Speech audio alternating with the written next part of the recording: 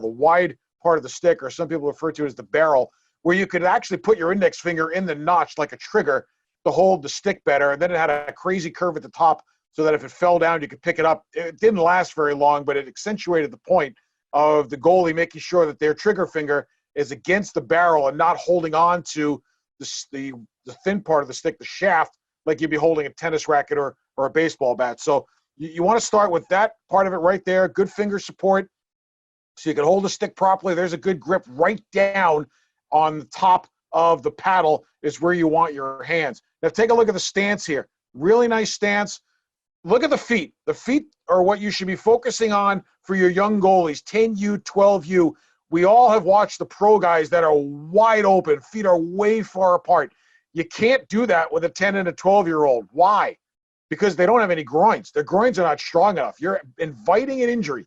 So the kid in New York who watches Henrik Lundqvist and then comes to you all wide feet apart and says, well, this is the way that I want to play. This is the way I see Hank play. You're going to have to correct that. You're going to have to make sure with your 10 and your 12s that their stance is shoulder width apart to start. They can get wider later, but not right now. So for the youth coach, you're working with your goalie, it is vital that you make sure you check to see where the feet are. So feet are shoulder width apart. Look at the gloves right now. Gloves are in a great position because you've got one glove off to the side of the pad.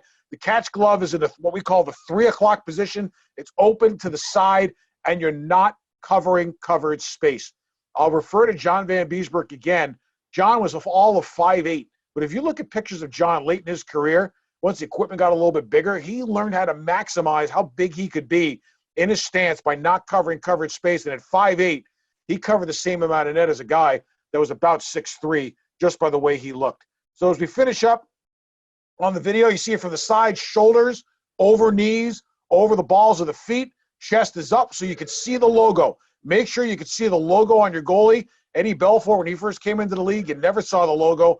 It's important that you can see that logo chest up, and that's a good athletic way to sit in your stance.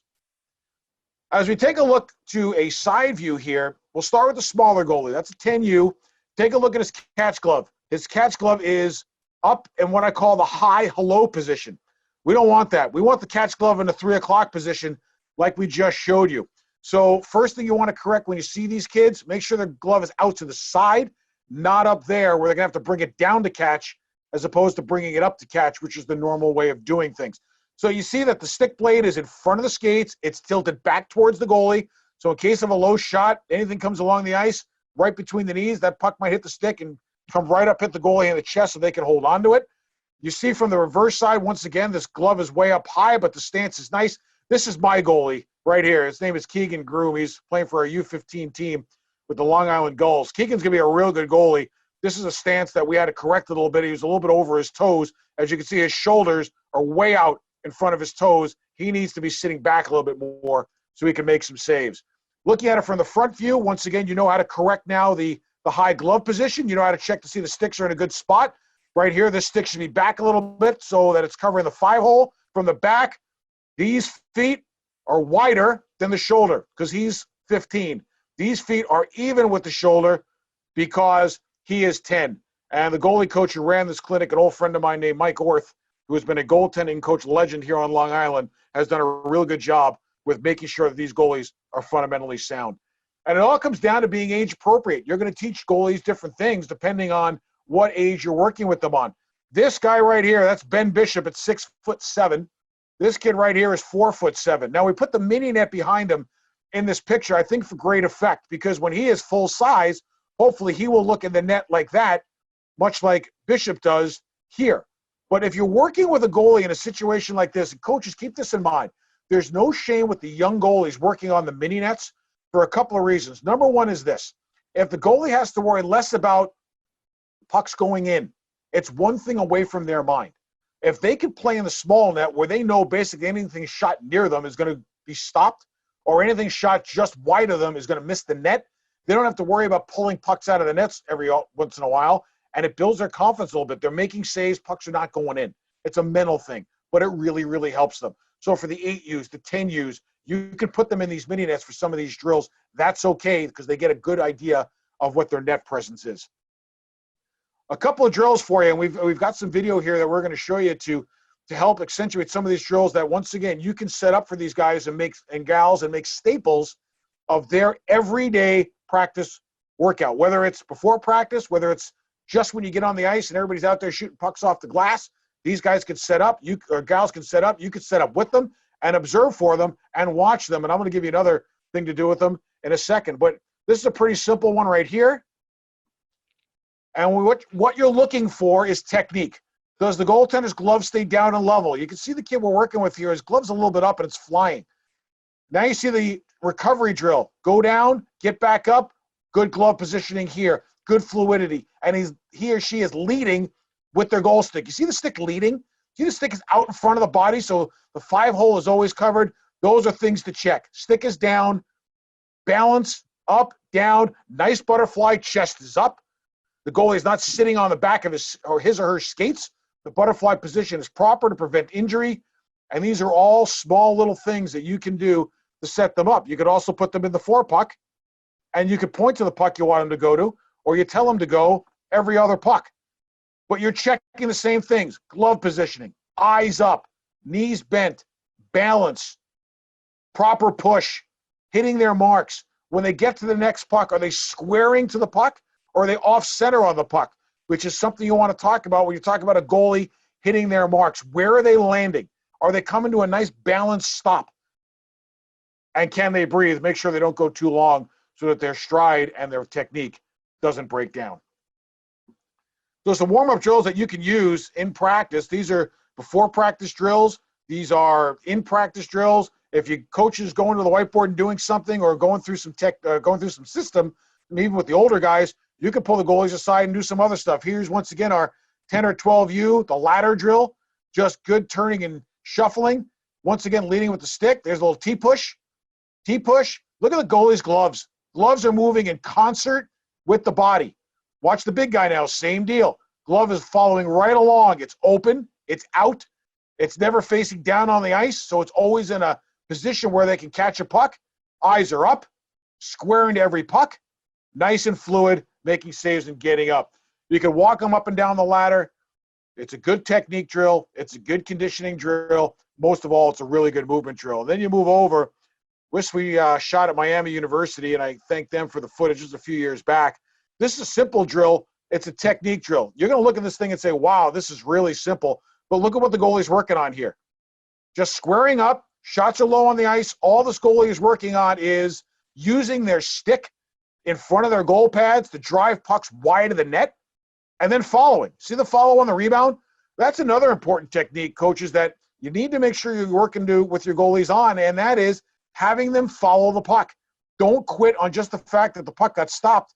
Follow where it goes. So simple shot, 5-hole, up, be squared to the rebound, and be set. Really simple, really easy, but once again allows you to facilitate something for them, and you can make some pointers on them in terms of, are you following? If there's a rebound loose in front, scream to them, cover the rebound, cover the rebound. They know. The beauty of this is they know that you're going to allow them to get up, get reset, and face the next shot, so they are not going to cheat or take an easy way out by not going after a puck and wasting energy. So you're building a lot of really good habits for them in terms of finishing off the drill nice and strong. So we talked about using some tools, and here are a couple tools that I want you to take a look at, and these are things that we've just picked up as we've gone over the year. I remember being a goalie instructor back in the 80s where we had the big VHS camera and had to take that on the ice with the TV, and then you pop the tape out and go to the side station, or you hook the camera up to the TV, and the cable would frazz out on you. There's all kinds of troubles back then, but we got through it. The iPhone or the cell phone today is considered to be a bigger piece of technology and a stronger piece of technology than the computer room that NASA used to land a man on the moon. Think about the power that you hold in your hand and what you can do with your phone. Take it on the ice with you. Put it in airplane mode so you're not getting calls, but take it out there with you, and you can film the goalie doing these drills. Then as they're recovering, you could show them the video. Nothing helps a kid better, any position, than seeing themselves doing it. And the lack of use of video, I think, at the youth level, sometimes slows down the development of our players. For you as the coach, the non-goalie, the more video you accumulate on your goalies, the better it is, because you're going to start to recognize patterns. But also for them, show them what they're doing. Walk them through it. And you know what? Have them walk you through it. Ask them what they see in their stance. Ask them what they see that feels good, or what they see now that they're seeing themselves, what they might need to fix. iPads are great for this too. A friend of mine made an iPad protector that you could put on the ice. He made it out of broken hockey sticks and some plexiglass, and you could slide it right on the ice, and you put it in the reverse mode so the goalie can come out and see where they are in the net because the iPad is facing them. So it's almost like looking in a mirror for them. They can see how they look in the net, how much net they're protecting, where they need to be to cover the most net. Excuse me. You can also show them from a ground perspective what the puck sees coming off the stick as opposed to what the eyes of the shooter sees, to emphasize to them how important it is to square up to the puck and not the shooter. The goalie protractor is a great little invention. I give USA a lot of credit for this one. If you go on the USA goaltending website, there's a video that says goalie protractor. What it is it's a hiking clip, 7 feet of thread or thin rope, and a piece of glass chalk, which is something you could buy in an art store, which people used to draw on their cars when they're going on a road trip with their team, go team, that kind of thing. That's called glass chalk. And if you use that, you can make a goalie protractor, because sometimes you're going to want to move the nets off to the side of the ice. Maybe you're going to play a small area game in the anywhere you go. You need to use a goalie protractor because the goaltender should always see where they are in the crease and where they are pertaining to the net. And then when you do these little goaltending sessions, I've always used 2 to 3 drills, 10 minutes at the beginning of practice to do it with.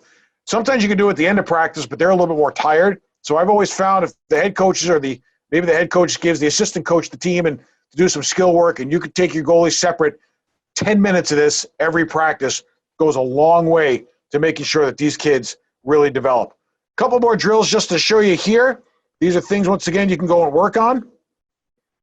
Simple drill. So now we're adding a little bit more of a game component to it, but you're also making sure that the reps are good. Goalie's ready, slide across the crease. This is just a simple thing to work on a butterfly push. Stick is down, glove is up, save is made.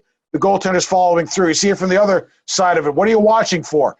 Is the goaltender getting a good lateral push-off? Is the goaltender leading with their stick? Does the goaltender's glove sit above their pad on those shots to the glove side? And are they resetting to make sure that they get across and following their rebound? Real simple on one side. Same thing on the other side. You're adding a component into the drill. This is a second shot drill. So goaltender squares up. Now you're adding a part. One movement, shot, second shot using a butterfly push and finishing off. Stick is on the ice. Chest is up. Good butterfly, not too low, and moving off to make a second save. Here it is from the other side. And these are ones that I generally like to keep the puck on the ice so that the goalie can work on using their stick to drive pucks off to the side and not allow second shots. The reason that I bring that point up, and one of the things you want to emphasize to your goalies about being good with their sticks and anything low on the ice, driving those pucks off to the side. Think about if you play the game as a defenseman. Loose pucks in the front of the net. Those things you're going to take a beating on trying to clear them. You play a 60-game season. You figure you eliminate 5 or 6 extra hacks and whacks a game by a goalie with a sloppy crease.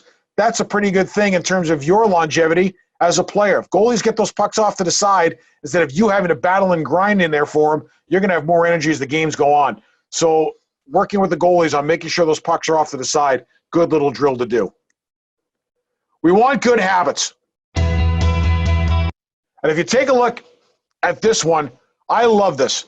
I'm a tennis player as well as a hockey coach, and I love bringing the tennis balls out on the ice. The younger kids love this, and I mean love this. They love when the tennis balls come out. They bounce. They're fun. It's not the puck. It's game situational, but it's kind of not. They have a good time with the tennis balls, and tennis balls give you a really good bounce. They come off the wall pretty hard. So if you create this drill over here,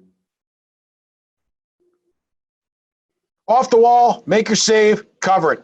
Simple drill. Off the wall, make the save, cover it. You put the little guys in the mini nets. You put the older guys in the big nets, have them track, follow, look at the good stick positioning off to the side of the net to try to intercept the pass.